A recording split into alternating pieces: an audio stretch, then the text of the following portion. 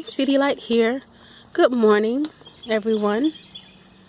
I decided to do something a little different today. I wanted to reach out to my YouTube community to see if you could help me with a problem.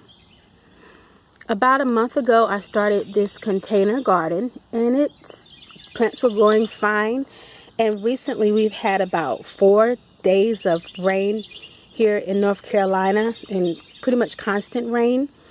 And now my garden has started to develop white mold in some of the containers. Gross looking. And I've been YouTubing other videos trying to figure out how to resolve this. And I saw one video and they said go and scrape the top layer of mold out of the plant, and then come and put some cinnamon around, because it was like an antibacterial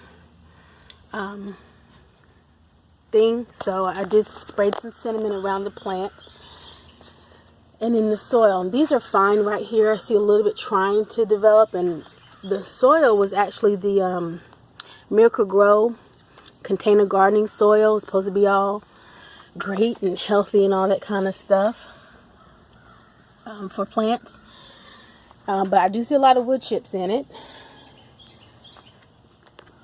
And like I said, it was for container gardening, but this mold, I didn't want it to kill my plants. So is there anything other than repotting that I can do? And no mold grows because of moisture, usually in dark places, but it's on a deck that usually gets full sun for more than 6 hours a day, like 12, 13 hours a day, at least in the summertime, of course.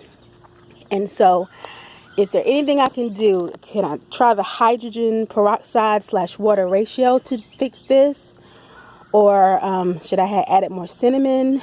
Should I scrape again and try? Should I put more holes in the pot, the containers? Each container pretty much has about 12 holes all around it for drainage. They're all on the sides. I didn't put any on the bottom because I was trying to do it where, when the plant would receive water, all the water wouldn't drain out to the bottom, and then the plant really didn't get any water, but it would leave a little bit of water at the bottom of the plant. See, there are the holes there on this one. This container doesn't have any mold yet. These are my strawberries. And that's where I have the holes there on that one. Now I come over here, and I have holes here. This is a straight neck squash, so I have the holes a little higher up, and they're pretty much on this level all the way around. And here's the second one at the same level. So I'm just curious as to what I need to do. Should I drill more holes, or when I repot it, drill more holes so I can get more drainage? Any advice would be greatly appreciated, because I don't want to lose my garden this year. And if I don't hear back soon enough from somebody, then I guess I'll go with the method of repotting my plants, dumping the soil in some of the holes in the yard, and then repot with fresh soil, which I didn't want to do because I didn't want to have to buy any more soil, because, per bag, it can be rather expensive. All right. Well, I appreciate any help you can give me. Greatly appreciate it.